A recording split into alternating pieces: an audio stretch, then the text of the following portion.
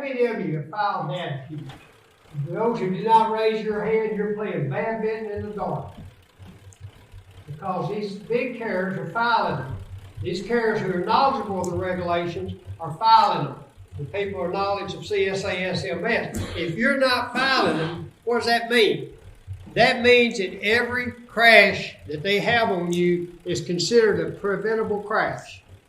Every roadside inspection they have on you is considered accurate data if you're not DataQing. And that's the only way you have to get roadside inspections changed, violations changed, taken off, or crash to be determined non-preventable.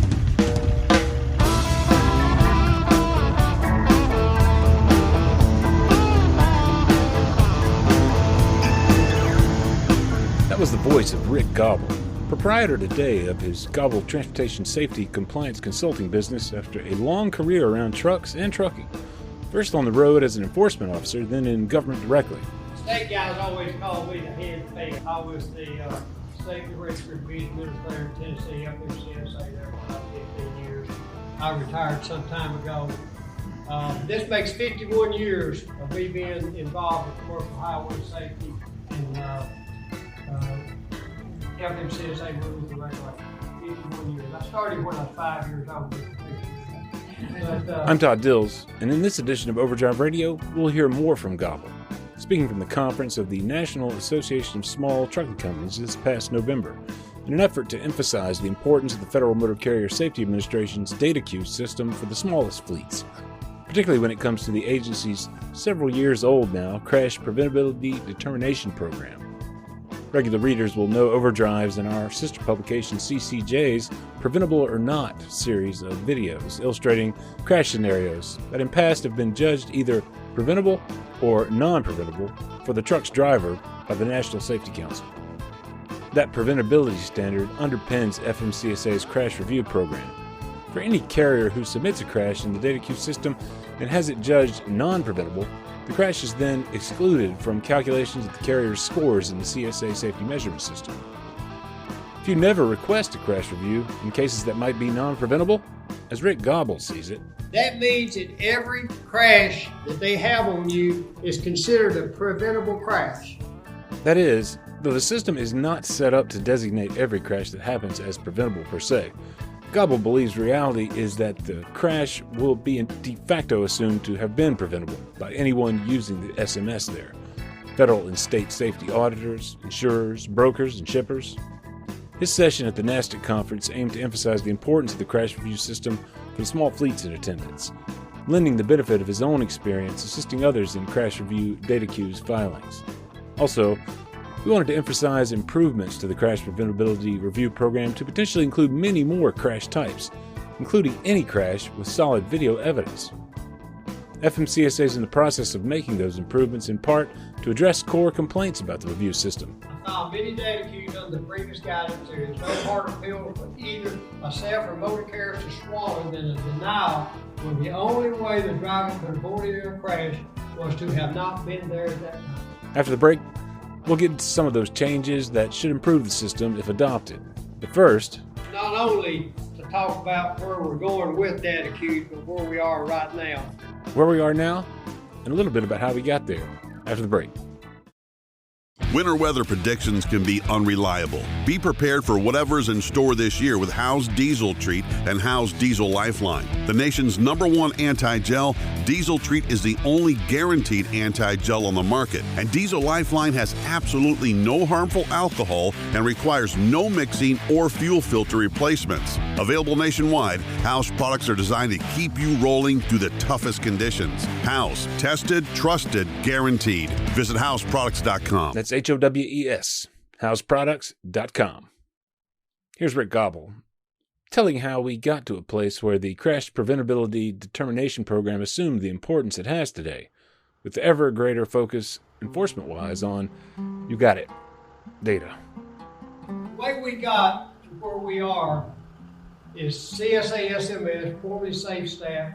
Once the agency started to gather all this data on trucking companies, what they have your Form MCS 150 that you file every 2 years, and how many miles you operate, how many drivers you got, how many trucks you got, so on and so forth. They have roadside inspections. Every time your truck goes through a roadside inspection, the FMCSA gets that data.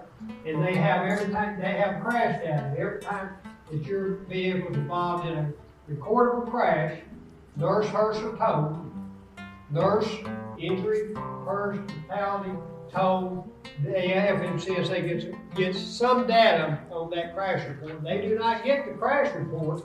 They just get certain data from that crash report. So they use that data to calculate what they think that you may be a high-risk motor carrier being involved in more accidents than carriers of your group. There's 5 different groups are called peer groups. And if you go with CSA SMS with your USDOT number and your PIN number, or you got a portal set up, you will see these screen prints right here. And what you do not want is these alerts. Gobbell's referring there to the exclamation point in a golden triangle marking a carrier above the quote-unquote intervention threshold in any CSA Safety Measurement System category, meaning the carrier could be prioritized for an audit by federal or state enforcement. He then showed a particular carrier's internal view of crashes logged in the system. This particular one here, I think, is crashes, and that's how they list out your crashes. And see, you'll see fatals, injuries, or total. As we get into this thing, I want to talk to you about how to file your DataQs. How many of you have filed DataQs? For those who did not raise your hand, you're playing badminton in the dark. Because these big carriers are filing them. These carriers who are knowledgeable of the regulations are filing them. The people with knowledge of CSA SMS. If you're not filing them, what does that mean? That means that every crash that they have on you is considered a preventable crash. Every roadside inspection they have on you is considered accurate data if you're not DataQing. And that's the only way you have to get roadside inspections changed, violations changed, taken off, or crash to be determined not preventable. That's it. That's all you got. So what they do with CSA SMS, is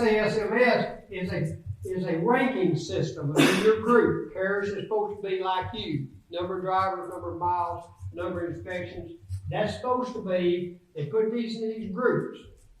And you're in that group. And every month, they evaluate that group. Now, you know what, Bill? They call it percentile ranking. What does percentile ranking mean? They don't want you to know. Well, let me tell you what it means. When you was in school and you had a bad test, you remember when the teacher would curve it? And you might get a better grade? Of course, I prayed for them when I was in college, But it's a bell curve measurement system. So in your group, you're evaluated based on that monthly bell curve measurement. You can get better or you can get worse by what the people in your group do. So what if the people in your group are filing DataQs and winning? Then it slides downhill to you. You may very well get an alert because you have a crashing on your CSA data that were not preventable. But you didn't ask them to take a look at it, which means they're coming to see you. I'll talk a bit more about that. I've really got to run through this thing pretty fast. Go to fmcsa.dot.gov and look for DataQs, and you'll find this. These are currently the only crashes that you can DataQ. Only ones. Find a link to the full list Gobbell showed here in the show notes or in the post that houses this podcast dated January 22nd, 2024 at overdriveonline.com/overdrive-radio.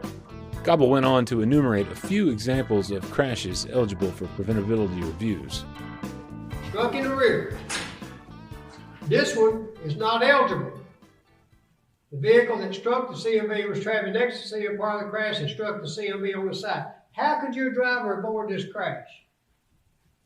You're going down the road, you're in the right lane, guy beside you runs inside of it. How can you avoid that crash? You can't. But they'll not, and there's some more that we can look at. Struck in the side. Now, if you strike it in the side and the rear, now what's the difference? Tell me what the difference is. The difference is they do not want to determine these crashes to be not preventable. There's 150,000 recordable truck crashes per year in the United States. ATA has said that 75% of them are not the trucker's fault. 75% not the trucker's fault. Well, CSA SMS don't consider that. If you're not DataQing these and getting them off your CSA score, then they think that you're unsafe for carrying based on that particular basic. Now, we got some other basic, but the crash basic is one of the favorite basics. You get a high crash score, pretty good chance you made the audit list. Let me call it a target list. What I always like to look at is the whether it's eligible or not. See, this guy hit us not at the rear, just hit us in the side. Same thing here. If it hits us right at the rear, it's eligible. See that word right there? And if it's not eligible, you'll get a real quick response back from the DataQ folks saying this crash is not eligible for review, which means they just denied your request. Cross the center line, hit us head on, eligible. The vehicle that struck our drove over the median and hit us, that can be determined not preventable. Another car hits us, knocks it into us, that can be considered this and here. Now, one-way street, eligible. There's side swipes, not eligible. Where somebody comes side swipes, not eligible. See all them yellow ones? They're not eligible, and that's what you get back. So how many of you that file DataQ just file DataQs on everything? Don't. You'll lose credibility. Make sure that before you file a DataQ, you know what's eligible, what's not, and refer their DAs to that particular eligibility section. Act like you know what you're talking about when you file DataQs. Now, this just on crashes. Same thing on roadside inspection violations. And I get on the agency pretty bad because I worked there 32 years. And I saw all this stuff evolve slowly. We just kept digging deeper and deeper into the motor carriers to see what we could do to them. They call it enhanced investigative techniques. That's what they tell their SIs now. When you go in and do audit, use the advanced and enhanced investigative techniques. Dig deeper. Find something. Don't come back up here in my office and tell me you didn't find a thing. Dig deep. That's what they're doing here to try to protect this data. Now, out of the 150,000 crashes, if 75% of them are not the trucker's fault, that tears up CSA SMS. The CSA SMS is calculated on all crashes. So they're doing their best to protect CSA SMS is what they're trying to do. To illustrate the importance of using the DataQ system where it's possible to prevent the agency's use of crashes in calculating a carrier's score, Gobbell pointed out the fact that insurers, among others, are still using access to the background data in the system in their insured's risk assessments.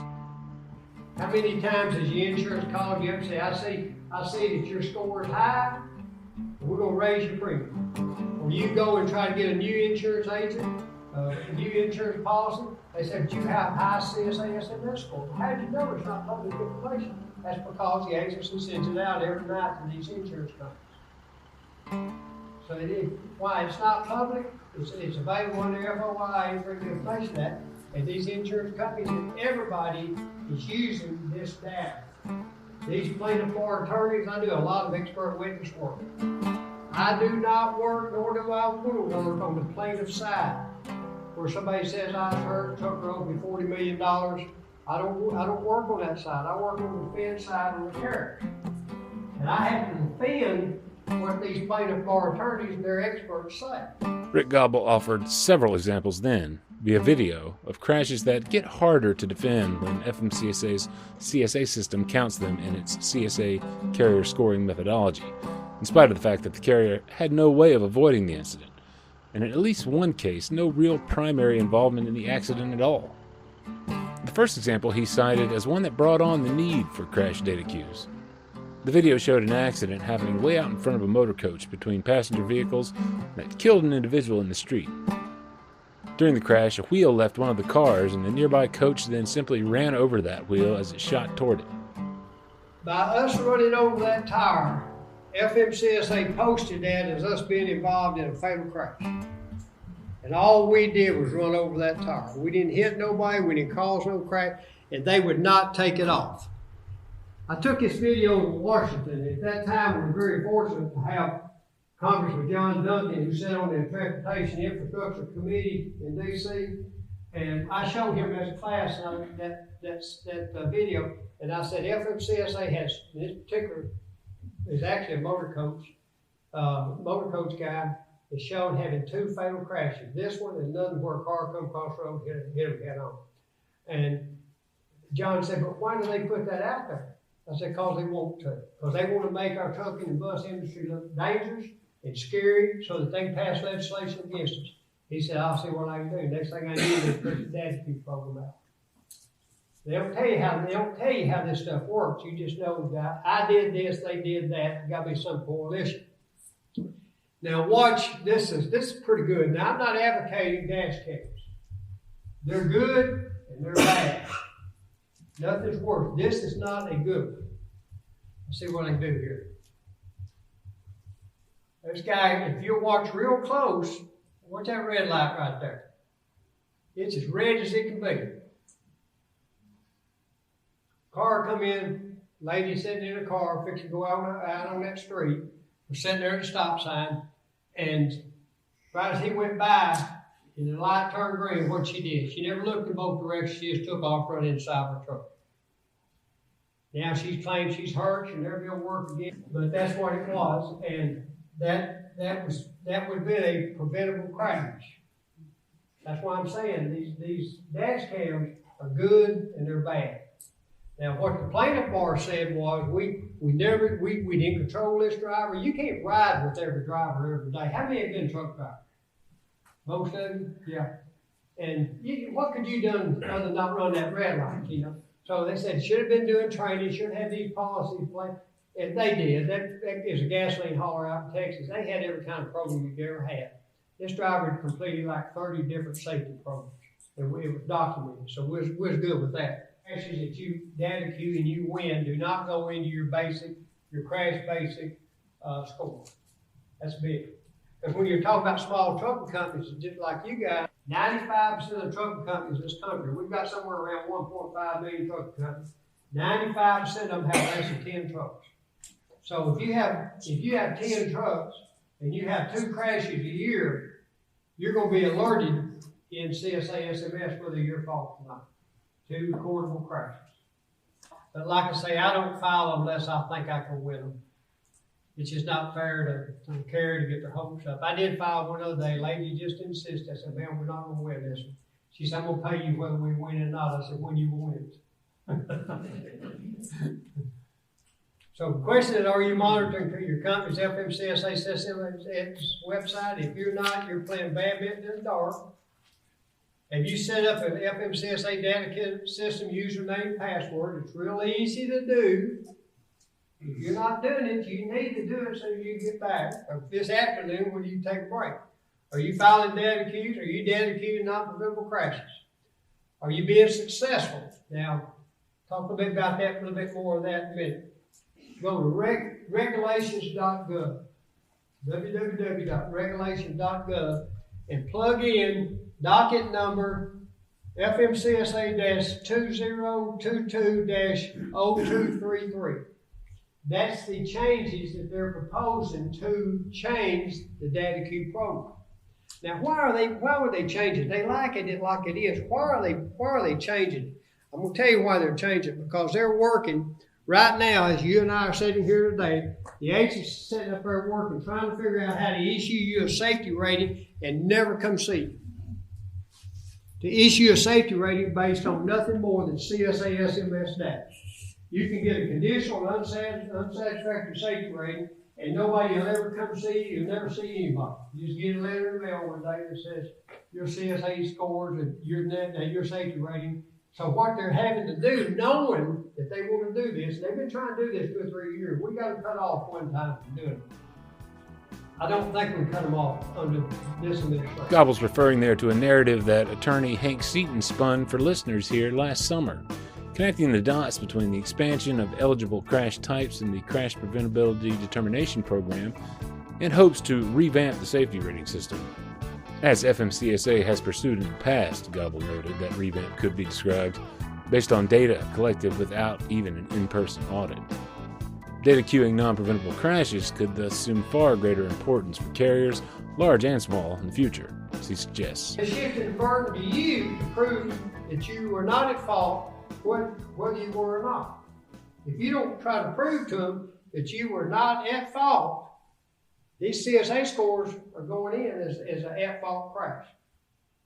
And your safety rating may very well be reflective of your at-fault crashes or crashes they receive where they don't know whether they're preventable or not preventable. When we first went to that, because I had to set my state up to get the data up there, I believe we had 50 data elements that the states have to furnish us in a different type of report. Do it on the internet or do it on a computer and says, this is a driver, this is truck information, They didn't get the narrative of what the police officer said. They don't get that. They just get these data elements, truck driver and DOT number, whatever else. This program reviews 16 specific crash types and modifies information. Our FMCSA proposes existing crash types to broaden eligibility. That's important, to broaden eligibility. And that's what they're trying to do. Now, they talk a lot in this proposal about some of the crashes that were reviewed, and I think sometimes even those, who reviews those crashes? If you file a DataQ on a crash, who reviews it? A contractor for FMCSA in Kentucky.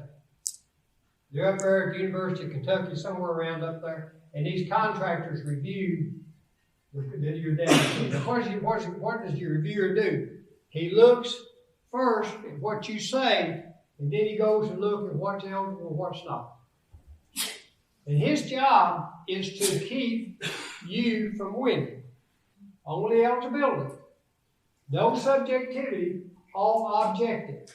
So with enhancing this thing, it's going to give, again, us an opportunity to keep our CSA SMS scores down. So instead of them hiring somebody to do it, you got to hire somebody to do it. Is that kind of how we say it?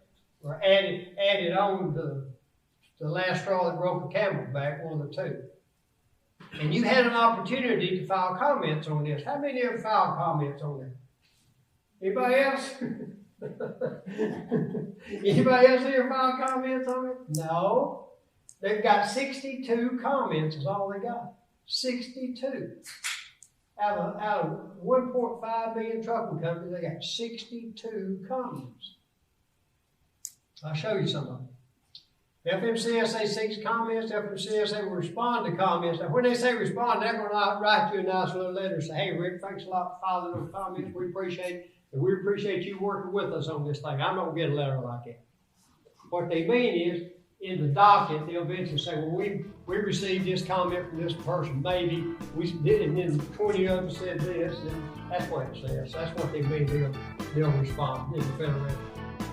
I'll post a link to just what FMCSA proposed in the show notes. It's getting on 7 months ago now when they did it. It lays out the new and revised crash types that are eligible for review. Gobbell outlined some of the new crash types, including any side strike of a truck by a vehicle moving in the same direction on a roadway. It was previously limited only to side strikes at the very rear of the truck with pulled trailer, among others. He found some things to like about the expansion, perhaps the reason why so few commented one way or another on the program. Yet again, though, changes, which haven't been fully implemented, mean nothing if carriers aren't filing requests for review through the DataQs system. Folks, you gotta file them. You gotta file them. I can't say it enough. Sylvia was struck because another motorist lost control of the vehicle. We saw a lot of that. Saw that in that video where the driver in the rain, the car spun out in front of him, hit everybody. That right now would not be considered a not preventable crash. Under the new system, it should be not determined to be not preventable. CMB was involved in the crash with a non-motorist. The airplane landed on us. What happened? I don't know. I mean, we got one about walking and stuff, but I don't know. We'll have to see what they expand on that. This has just come right out of that rule, that proposed change. CMB is involved in a crash type that seldom occurs and does not meet another eligibility requirement. Struck by an airplane. The agency proposed a new eligible crash category 2 that should expand the program extensively, I'd wager. given the profusion of event recording cameras in trucks run by carriers of all sizes, including plenty of owner-operators, as our mid-year 2023 Trucking State of Surveillance series and survey made clear. That new category would bring in the possibility for review of any crash for which video demonstrates the full sequence of events. What they're telling us now, they like these videos. They like these dash cam videos.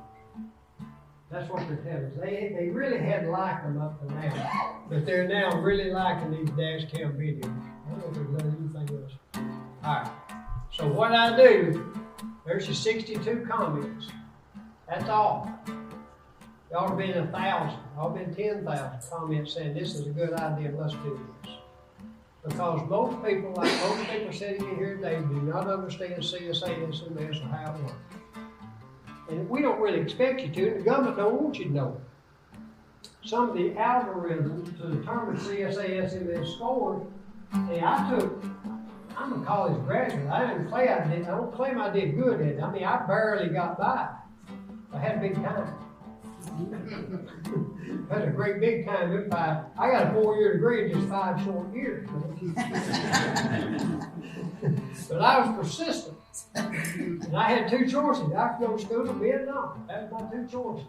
It was an easy choice to make in 1972. I don't care.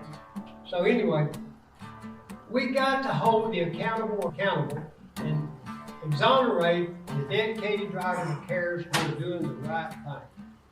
You've got to do that. This is some of the comments that I copied out of the 62 comments. I didn't copy them all, but I copied some. It would also be helpful if the agency can find a way to expedite CDBC crash determination preventive requests. Currently, I'm telling you, I've got them, it takes 90 days to do it. And in the meantime, those crashes count towards your scores. So even though once we file them, they'll sit on them for 90 days, especially if they're going to grant them. I know that they're probably going to grant them. I got a better chance of them granting when it gets 30, 60, 90 days old. But that means you get 3 months of CSA scores that include that crash before they determine not to be preventable. And then if they determine it not to be preventable, let's say before the 25th of the month, then you get another month to go on top of that before it shows the CSA SMS. So we run CSA SMS once a month, around the 25th. Not when they do the calculation. The FMCSA continues to run about 90 days in arrears on crash reviews. At least that's the official line at the Crash Preventability Determination Program website today. I asked FMCSA reps about the time lag on crash reviews and whether perhaps it was running either longer or better, shorter today. 90 days is about right, they said. I also asked about a timeline for potential implementation of those revised and new crash types, mentioned in last spring's request for comments on potential updates to the program. FMCSA reps noted the agency was in the process of drafting a response to those 62 comments for publication in the Federal Register, but that generally a decision had not been made about final implementation or even to adopt them. Rick Gobbell, for his part, continues to view potential implementation through the lens of his time working with the FMCSA himself as division lead in Tennessee. Given his view that the Preventability Review Program goes a ways towards shoring up the fairness of agency crash data and its use in the CSA SMS, and the current administration's pursuit of safety raising, as mentioned earlier, given all of that, they want to get this rating methodology changed to where they can issue you a safety rating based on nothing but CSA SMS data, and they will do that before the agency, before the administration change. They may very well get this out, because it's going to be hard to get one out without this one getting out. The first one. The public will be a little bit of an uproar about that. Now, here's my comments. I told them who I was, what I've done. Of course, they never forgot about me, you know. Matter of fact, they'll be glad when I die. Since my retirement, I've now been a consultant expert with truck crashing for 16 years. This is about 51 years CMV highway safety. I fully support the proposed changes to this program. I filed many DataQs under the previous guidance. There is no harder pill for either myself or motor carriers to swallow than a denial when the only way the driver could avoid a crash was to have not been there at that time. That's a hard pill for me to swallow and for the trucking industry to swallow. when you know there's absolutely nothing my driver could have done except not being there at that time, and they deny my request. You can find Rick Gobbell's full commentary supportive of the preventability program changes in the docket for FMCSA's notice and request for comment posted last year to regulations.gov. Find a link to the docket in the show notes wherever you're listening, or in the post that will house this podcast for January 22 at overdriveonline.com. We've offered plenty tips and tricks over the years on filing DataQs, furthermore, with an eye toward enhancing owners' success rates, including DataQ requests for crash reviews in this new program, live for several years now. If Gobbell's right, as noted, folks, you gotta file them. You gotta file them. Can't say it enough. If you don't file them when the worst happens, you won't reap the rewards in the, unfortunately, guilty until proven innocent preventability system, as Gobbell also noted among commentary on the docket. Finally, Overdrive Radio is on Spotify, SoundCloud, Apple and Google Podcasts, TuneIn, most any platform. Big thanks for listening. Subscribe so you don't miss an episode if you're not yet, and if you're enjoying these, go ahead and leave us a rating or review there. Big thanks in advance for that, too.